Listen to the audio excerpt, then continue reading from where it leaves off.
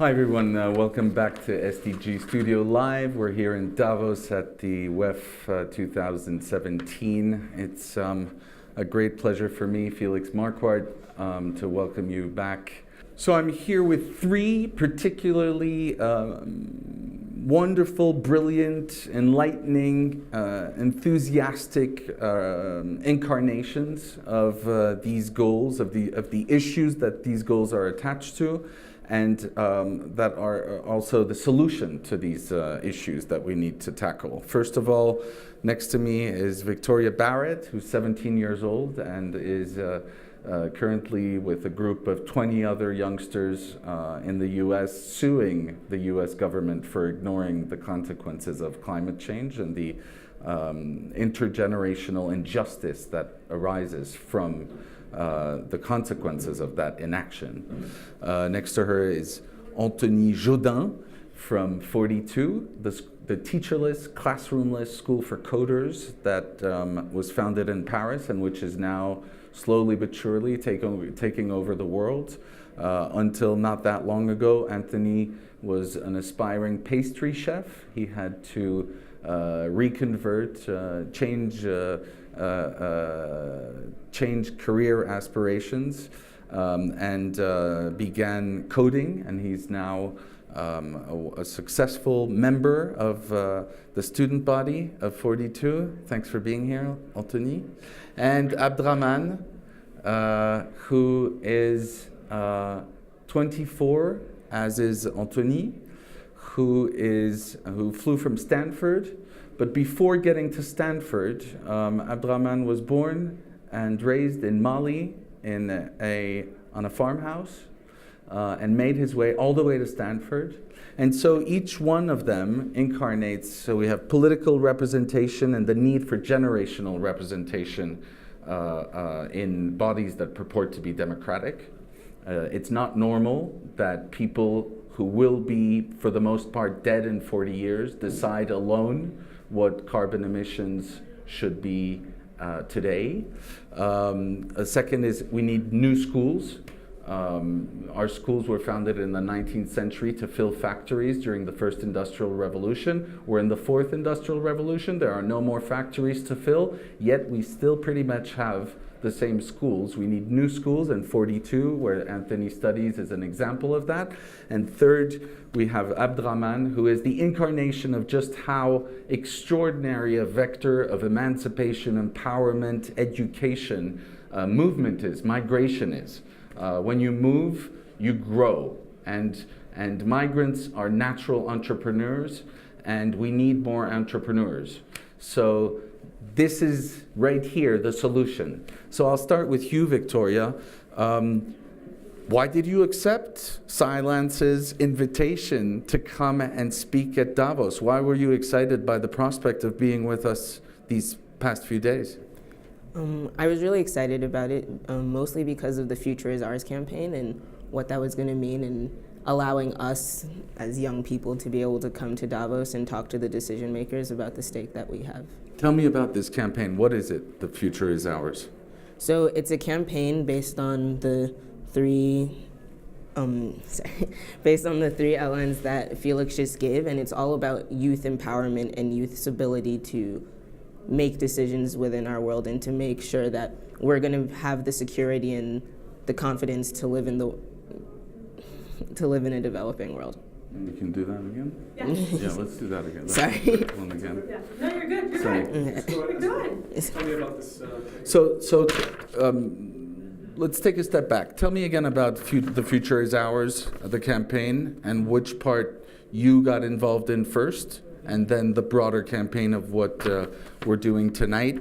That would be great. Okay. So the Future is Our campaign focuses on three different topics that Felix has already gone through.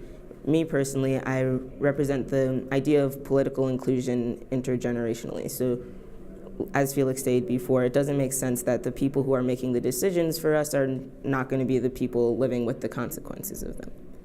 Thank you very much, Victoria. Tonight we'll be launching a campaign for a global youth work visa that should allow young people under the age of 25 to work for up to 2 years in any signatory country. Abdramane, can you tell us how movement has changed your life? That's a very good question. I think, well, I would talk about the life that sort of like came before my life, my father's life. My dad was forced into the French colonial army, and that was the opportunity for him to sort of like see the world and interact with different people and realize the importance of certain things. And one, the importance of education, a good education, and two, the importance of like being in the world on your own and learning about the world and about other people. And so he sort of had those two realizations, and he wanted his children, to have those two things as well. And that's why he invested a lot in our education. And I, sort of like moving between different countries. I lived in Senegal, South Africa, Costa Rica, Panama, and the United States. And I pride myself with the fact that I know at least one person from every country of the world. And I think what you realize, sort of like having all these interactions, is that the world is really ours, and that the world does not stop in one locality. But oftentimes, I think it's so easy, to sort of like have our minds closed to the rest of the world because we know a particular place so well that, sort of has constructed this single-minded idea of the world.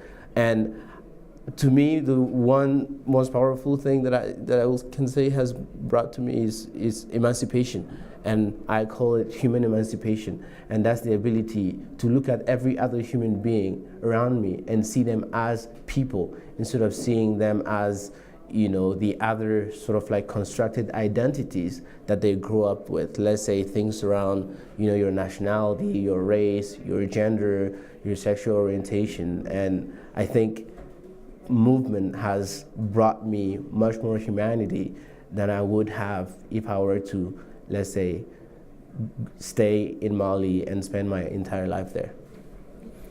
So Anthony, thank you, Abdramane. Anthony, you joined the school 42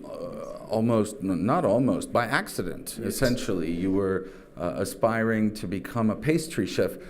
What were you told initially when you started thinking about the prospect of learning coding? What were the answers that you were given by those who gave you a bit of advice on that in France? So yeah, I was talking to a career advisor and an education advisor, and yeah, they told me that with my background as a pastry chef, I couldn't work in the IT industry because I didn't have the prerequisites, sorry, to do that. So yeah, I was pretty upset, and then I found 42 on internet, and I said, well, I'll try. How long have you been studying there? I've been studying there for 2 years for now. And can you tell us, what has it changed in your worldview? What have you found at 42 that's allowed you to sort of think of the world in a different way? In 42, I learned how to learn, and that's very great because before that I just wanted to be a chef and live my life like that. But now I really think about the future and how we can change it just by solving problems. Thank you. We're here in Davos, and one of the things that I think is unfortunately characteristic of Davos, you have a lot of people who are talking about what young people need and what young people think and what young people are doing. It's not that many young people who are actually saying it themselves, speaking up. And so tonight, that's going to be the goal of this launch for Global Youth Work Visa, is really to give the mic to to actual youngsters so they can tell us what time it is. And so what is the number one message, and I'll ask each one of you to answer this, what is the number one message you have for these mostly, very interested and open-minded baby boomers that are gathered here? What do you have to say to them? I would definitely say that obviously the whole point of this all is so that we could develop sustainably. And there's no reason for them to want to develop sustainably unless they're thinking about the future. And I want to make sure that they're thinking really contextually about the future and thinking about how the decisions they're making here today are decisions that history is going to have its eyes on. Thanks, Victoria. Anthony? I would say that they have to try. If they think about something, just try it, and we will see after. Thank you. Abdramane? Yeah, and I want to say that we should be enabling movement, giving opportunity for people from all corners of the globe to get to know each other and build strong human bonds, and that the future needs that. We need those human bonds, and that a youth visa is key to that. Thank you so much, guys. Thank you so much, Victoria, Anthony, Abdramane. I'm going to show you one last thing here. Zoom in, please. This is an app called Migration. It's a prototype we are launching.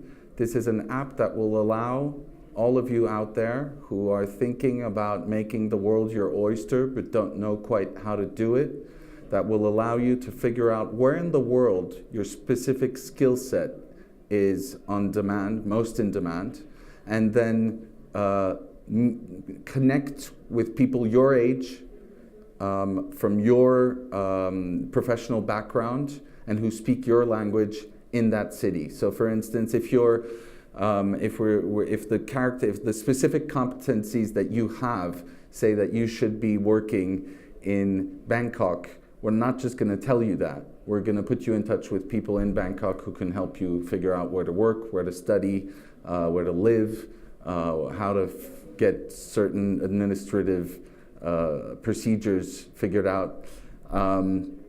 Check it out. It's not yet out there, but it's coming to an iPhone or another phone near you in not too long. Thank you so much.